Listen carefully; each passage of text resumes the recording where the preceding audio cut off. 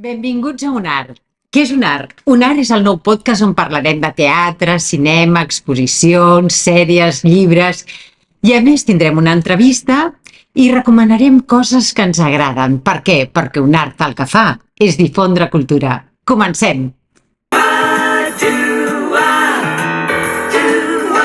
Avui tenim amb nosaltres amb el Miquel Agell, actor, director i fundador de l'Atzigats, juntament amb l'actriu i companya Lídia Linuesa.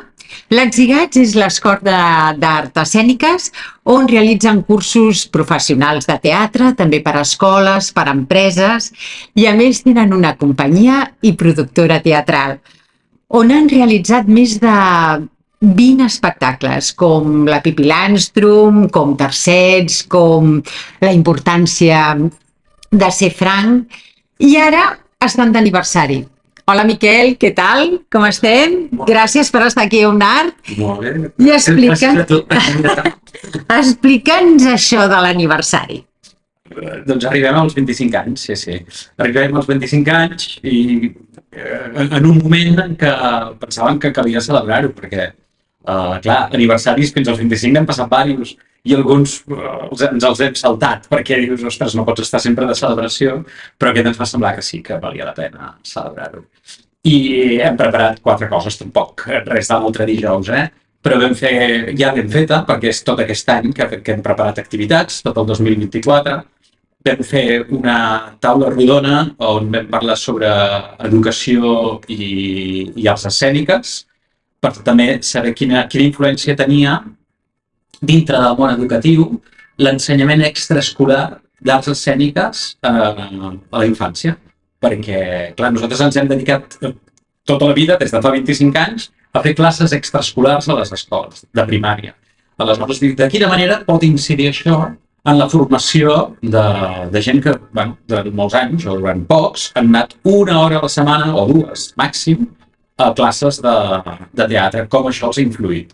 I vam reunir una taula on se'n va parlar i on van venir antics alumnes que alguns s'han dedicat a les arts escèniques, perquè va venir un que ara és cantant d'òpera i que va explicar que ell va descobrir l'òpera en una classe de teatre extraescolar i que li va canviar el món. I ara aquest nano, jo dic nano perquè per mi Clar.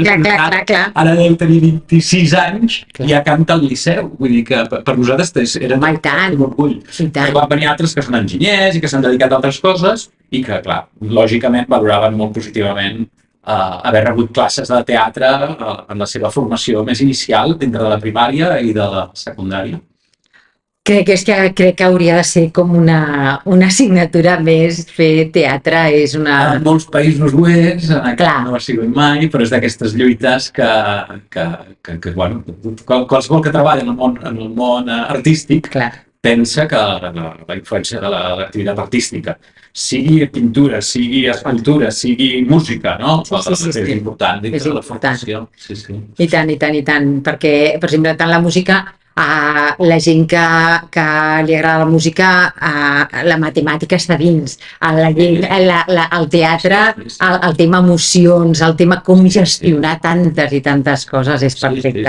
Així que sort que l'Atzigats va començar a fer aquestes coses a les escoles perquè... Sí, nosaltres pensem que en aquell moment vam ser pioners perquè classes de teatre a escoles se'n feia a moltes escoles, moltíssimes. Però nosaltres el que vam començar a fer va ser desenvolupar un programa educatiu per cursos, que començàvem a P5, nosaltres començàvem el que ara és I5, començàvem a P5 i l'acabàvem amb la secundària. I aleshores amb un programa educatiu i que cada any teníem clar què s'explicava i això ho hem mantingut encara fins ara i és el que fem. No, i tant, i a més no pareu, feu també casals d'estiu, a les escoles, també gent, cursos per professionals i no professionals. Fem un cicle formatiu de grau superior amb tècniques d'actuació teatral i això és un títol que te l'atorga la Generalitat i pel qual estem homologats i que també el vam començar fa 4 anys, el vam començar. Molt bé. I tornant a l'aniversari, ens falta per fer una altra taula rodona per parlar sobre creativitat i públics, per veure com els artistes, de quina manera triem els projectes que volem tirar endavant què ens condiciona, si ens condiciona les ganes que tenim de tirar endavant qualsevol cosa, o hi ha factors externs, com poden ser les ajudes, o les condicionants que ens donen les ajudes, o els moviments de la societat, que ara tiren més cap aquí, ara tiren més cap allà, farem una taula rodona per parlar d'això, i claurem l'aniversari amb una gala que farem al Teatre Condal el novembre, on repassarem coses de les que hem fet durant aquests 25 anys, farem altres coses que no hem fet mai, ens hi acompanyaran doncs, molts dels artistes que ens han acompanyat o que han participat en produccions nostres durant tot aquest temps. I a més l'acte el farem a benefici de la infància ucraïna, perquè els guanys els donarem a la Fundació de Santa Clara, que és aquesta fundació que porta Sor Lucía Caram, i la intenció és aquesta, que els guanys que tinguem d'aquesta gala, d'aquest espectacle, puguin anar cap a Ucraïna. Quin gran projecte, Miquel, quin gran projecte. Sí. Tu i la Lídia realment aquí heu pencat moltíssim i molta, jo crec que molts joves i molta gent s'ha beneficiat d'això i això és increïble, això és una feina de veritat que a mi m'encanta, que puguis estar avui aquí i que hàgiu i continueu aquesta feina tan estupenda. Gràcies. No, i tant. Nosaltres som uns malalts de les arts escèniques i uns malalts del món de l'educació, perquè, clar, sempre hem tingut les dues branques, no? Clar. I, clar, per la companyia han passat moltíssims actors, moltíssimes actrius, molts altres tècnics, escenògrafs, figurinistes, il·luminadors, ha passat moltíssima gent per la companyia, però per les nostres aules ha passat, clar, una mitjana d'uns 800 alumnes cada any. És una borrada, I, clar, ens hem alimentat sempre d'aquestes dues potes i ens tenim molt contents. I tant. Gran projecte, molt bé, molt bé, molt bé. Doncs escolta, Miquel, ja anirem seguint perquè d'aquí al novembre probablement ja ens explicaràs o vindrem i ja farem. Ja t'ho explicaré. Jo us mantindré el dia, Fantàstic. Doncs escolta, Miquel, nosaltres el que fem és, a més, recomanem coses, no? Anar a recomanar coses. Doncs què et sembla si comencem a recomanar exposicions?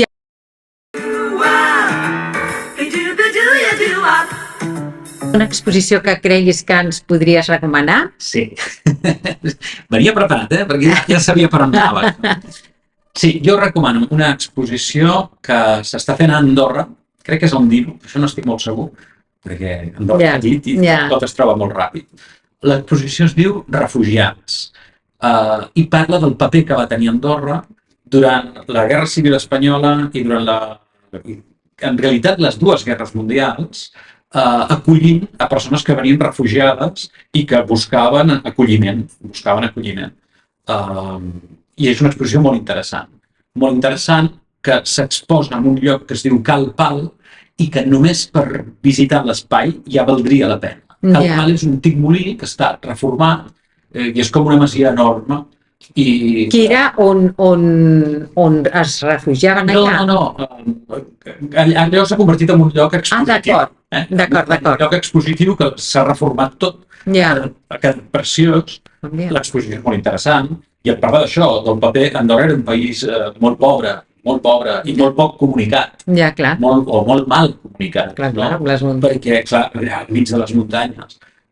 I la seva posició de neutralitat els hi va donar aquesta capacitat, des de contrabandistes fins a tota la part aquesta d'acollida de refugiats d'una banda i de l'altra, des de jueus que arribaven del nord quan la Segona Guerra Mundial o republicans que fugien a l'acabar la guerra i allà doncs què es va fer amb ells, com se'ls van poder repartir i tota la col·laboració que va tenir la població per tal de fer aquesta feina d'acollida. I és una exposició, però està molt ben explicat i és molt interessant. Molt bé. I ara aquesta exposició es queda a Andorra? Aquesta exposició es va inaugurar fa pràcticament un any, acabarà el mes de setembre del 24, però a l'octubre a Barcelona, al Museu d'Història de Catalunya, vindrà una exposició molt semblant perquè té col·laboració amb aquesta que s'ha fet allà. Es veu que hi ha elements expositius que viatjaran, d'altres que no, perquè aquí l'exposició té molts més metres quadrats, però comparteixen una miqueta el mateix ideal. Home, doncs molt bé.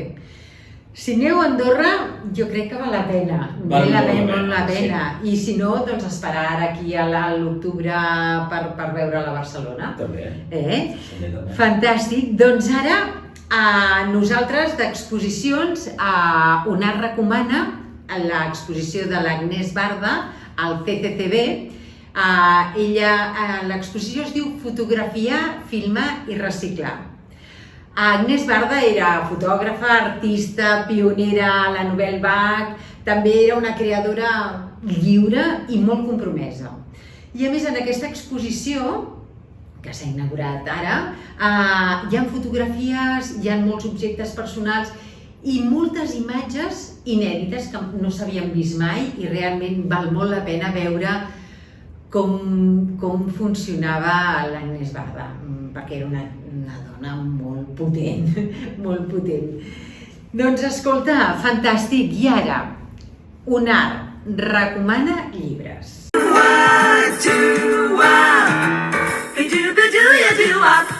Quin llibre ens recomanaries? Val, ara entrem en un terreny una mica complicat. Jo recomano un llibre que es diu Cae la Raig. Explico. És una novel·la antiga, és una novel·la de Joaquim Amat Piniella, que era un manresà, periodista, cronista de la ciutat, que era com una mica de casa bona, però que així que hi va haver la Guerra Civil espanyola va pensar que ell havia d'anar al front a lluitar per la causa republicana. Això va acabar malament, per tant es va refugiar. Es va acabar refugiant.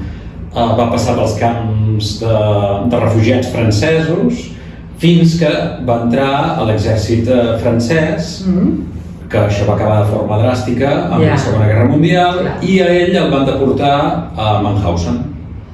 Aleshores, el seu llibre, Cae la Raig, parla de Mauthausen. És tota la història de Mauthausen. És una novel·la molt dura, però no es recrea en res. És una novel·la com freda, com explica les coses, perquè és una novel·la, o sigui, no fa unes memòries del seu pas per Mauthausen, fa una novel·la i et presenta molts personatges i t'explica. A mi el que m'ha sorprès de la novel·la és el ben escrita que està, el ben narrada que està, que quan llegeixes coses dius, ostres, com en sabíem.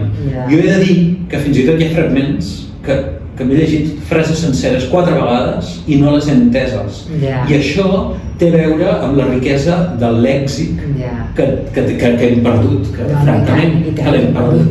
Aleshores, se centra en la vida de gent, i una vegada és aquest, una vegada... Bàsicament és la vida d'un dibuixant i tot el seu periple allà dintre, però dintre del camp de concentració es crea també com un microcosmos de poder, entre els presoners, perquè dintre dels presoners també hi ha rangs i t'ho explica que fa fredar de debò. A mi la novel·la m'agrada molt. És una novel·la que es va publicar, ell la va escriure de seguida, que va sortir de Mauthausen.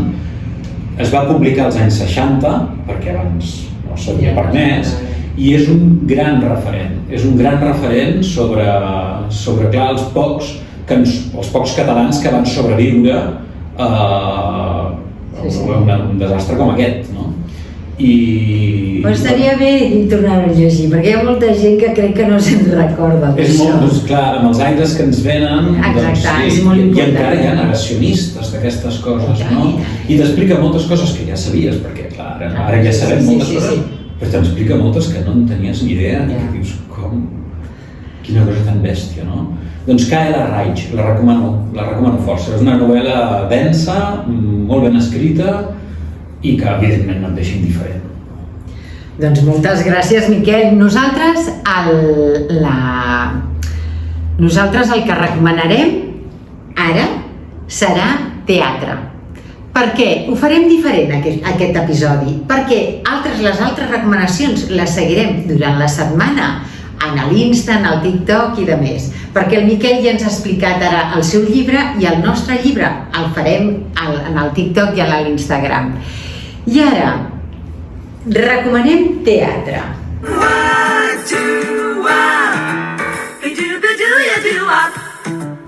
Quina obra de teatre ens recomanaries, Miquel? Jo volia recomanar una obra que a mi em va agradar, em va frapar i em va impressionar molt, que es diu Casa Calores.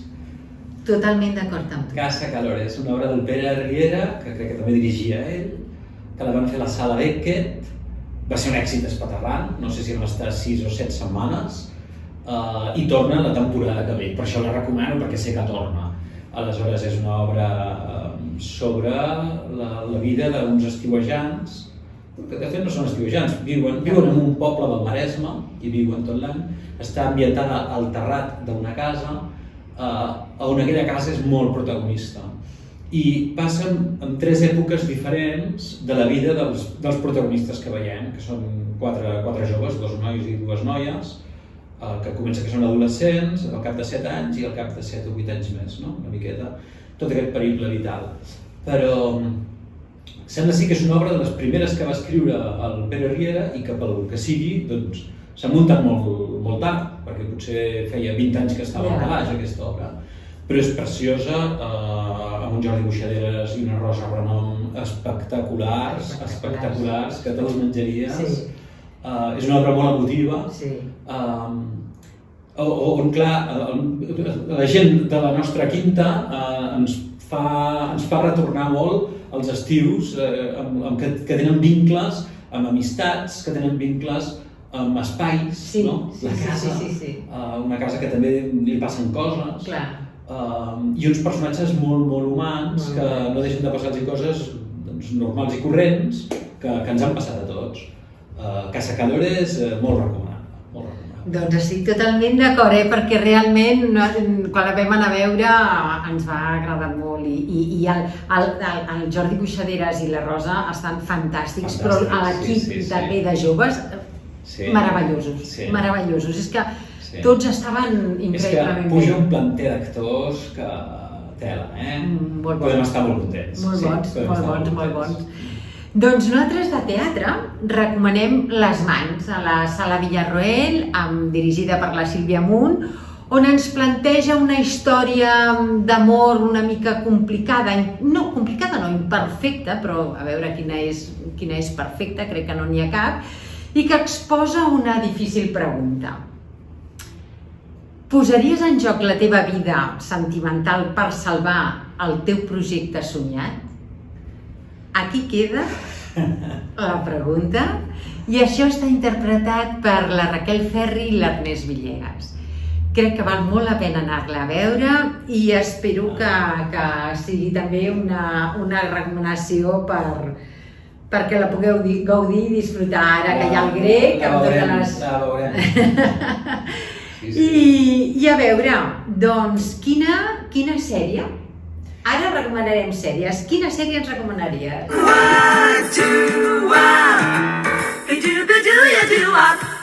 Jo havia pensat recomanar-vos una que es diu Perni es diu, que ve d'aquest nom Pernil, que és un nom molt suec. Aquesta sèrie és noruega i va sobre una senyora que és treballadora social, que està com a la 50ena. Ella és treballadora social, experta en temes d'infància, i la pobra brega amb una filla adolescent, amb una altra filla jove que no acaba d'independitzar-se mai, amb un exmarit que és un penco acabat, amb un pare que és una persona ja gran però que acaba de sortir de l'armari i que es busca una nova parella, i la pobra, i la cosa més potent, que és que fa molt poc ha perdut a la seva germana, amb qui ella tenia una gran relació. Era la seva germana, però també era la seva gran amiga. I ella encara s'hi posa en contacte a través del telèfon. Aleshores, la germana va morir d'una forma molt bèstia, el cunyat ha quedat com paraplègic, i ella, a més, té a casa el fill d'aquesta germana, que també és un adolescent, a qui ha de cuidar. Aleshores, ella, que és una cuidadora social, troba que ella no la cuida ningú. Però és una dona forta, valenta, és una obra molt humana, una sèrie molt humana, té molt d'humor, perquè és com molt melodramàtica, però té molt d'humor, connectes molt amb aquesta senyora i connectes de seguida i està força bé. Són 3 temporades d'uns 8 episodis que crec que són com de mitja hora, vull dir que es deixa veure molt bé, es deixa veure molt bé. Doncs escolta, aquesta, a nosaltres ens encanten, les... A Filmin, acabo de dir. Molt bé, molt bé. Sí, no, i tant. No, Filmin sempre tenen coses com fantàstiques i les noruegues, les sèries noruegues, bueno, és un cinema que està molt bé, molt bé. Bueno, a nosaltres ens agrada molt. Vull afegir que aquí l'actriu protagonista és la guionista, o sigui, tota la història parteix d'ella, que dius, aquesta és una senyora que ja tenia un projecte i l'ha aconseguit tirar endavant, i això és una cosa que a mi almenys sempre m'ha impressionat molt, no? Perquè ella està estupenda fent el personatge, és que és una dona que és patidora, que s'ho tira tota l'esquena, però que tira. I és un exemple per molts també. No, i tant, perquè treure un projecte endavant no és fàcil i la vida tampoc ho és, i menys el d'aquest personatge, no? Que se li ajunten moltes coses. Però coses que passen, saps? No, clar que passen. La gràcia és que no és una gran artifici, no hi ha una gran ficció, no, són coses que passen i que t'hi pots trobar.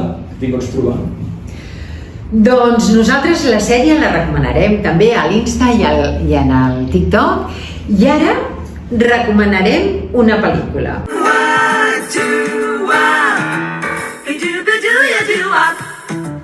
Unar recomana La casa en flames, que és del director Dani Laorden i escrita per l'Eduard Solà amb un elenc d'actors i actrius fantàstics. Emma Vilarassau, Enrique Arcué, Clara Segura, Alberto San Juan, Macarena García i molts altres, i la veritat és que està molt bé. I de què parla? De què va? Sense fer cap mena d'espoiler, saps quan esperes aquell cap de setmana que tens ja els nens grans, els tens fora, que han de venir, estàs separada però també ho portes prou bé, aquell cap de setmana que no vols, saps allò que prepares tant i que no vols que allò s'espatlli? Doncs fas tot el possible perquè res s'espatlli, doncs aquest és el cap de setmana que ens explica La casa en flames. Alguna cosa que acaba cremant, no? Alguna cosa... Sí, tal com diu el títol, i aquí es queda. I tu, Miquel, quina pel·lícula ens podries recomanar? Jo parlaré d'una pel·lícula que no sé si l'hauria de recomanar o no, però l'he trobat molt interessant, i és una miqueta monogràfica. Abans he parlat d'una exposició sobre refugiats, he parlat sobre un llibre que passa en un camp de concentració, i la pel·lícula que jo volia recomanar, o de la qual volia parlar, es diu La zona d'interès. I és una pel·lícula britànica amb coproducció polonesa, que té un parell d'Oscars, a més. És una pel·lícula que parla sobre la vida d'un oficial nazi que viu en una residència molt confortable a tocar paret per paret amb el camp de concentració d'Auschwitz. Aleshores, aquest senyor viu en una residència amb una família molt gran, té quatre fills, amb la seva dona, que és l'autèntica matriarca que comanda aquella casa, es veu un munt de personal que treballen allà, i ells viuen d'una manera totalment aliena al que està passant a l'altre costat del mur, on veus contínuament la fumera dels crematoris, on se senten les execucions, on se senten totes les converses que poden tenir a l'altra banda, com un camp de concentració i un camp de mort, un camp terriblement de mort. Aleshores, és una pel·lícula en aquest sentit molt impressionant, és molt seca la pel·lícula, no es recrea absolutament en res, no es veu res de dintre del camp de concentració, no es veu res, només es veu com viuen ells. Sí que hi ha un moment que hi ha com una reunió on es troben molts comandaments nazis i parlen de l'adquisició d'uns nous forns crematoris, i com si fos una reunió d'un comitè d'empresa, d'un comitè directiu d'una empresa, que per aconseguir millors objectius i tal, aquest forn ja més bé que aquest altre perquè és més ràpid, i amb aquesta fredat, saps? Una cosa... I parla d'aquesta mena d'absurditat, i és una pel·lícula impactant. I clar, com que jo venia de llegir Kyle Reich, que t'explica el que passa dintre del camp, i I també et parla de la vida d'un comandant i com acaba aquest comandant i te l'imagines vivint allà. O sigui, és un comandant que quan arriba allà deixa de ser comandant perquè és un pare de família i amb els seus fills i no sé què i escolta, hi ha una indiferència absoluta amb el que està passant allà quan parlen del jueu, un menyspreu, aquella gent una cosa com delinqüents han de ser, saps? Ja, clar. I és una pel·li... és forta, és forta. Jo per això dic, no sé si la puc recomanar... I tant que sí! Però, no, és que jo crec que és de molt més l'hauria comentar que de tant en quan es vagin veient aquestes coses, perquè la gent no s'oblidi d'aquestes coses, perquè es veu que ara, no sé, tot com que torna, no? Tot torna perquè sí, hi ha com una voluntat d'oblidar coses o de menystenir-les. O d'aïllar-les, no? Tota la gent, tots els negacionistes, aquesta mena de terraplanistes sobre el que va passar en realitat, no? És terrible tot això. I l'extrema dreta torna amb força i de moment sembla que per quedar-se, esclar. Està bé recomanar això, gràcies Miquel. I escolta, doncs ens alegrem molt d'haver estat aquí i de poder haver contribuït una mica a difondre el que ha fet Gats i Gats amb tot el tema de teatre i de més. I per una altra part, molt contents d'estar 25 anys a fer l'aniversari, però que continuïn seguint fent teatre i a la companyia i la productora. I una cosa que us volíem recomanar abans de marxar, els qui veniu a Barcelona o esteu a Barcelona, ara al Museu Picasso, els dijous, divendres i dissabtes, de 7 a 9 de la nit, si voleu veure el Picasso, el podeu veure gratuïtament. És una cosa que també està bé i per això ho volem difondre. Doncs escolta, gràcies Miquel per poder estar aquí amb nosaltres aquí a Lunar i ens anirem sabent de vosaltres. I a tots vosaltres espereu que us subscriviu, que ens seguiu i fins al proper episodi.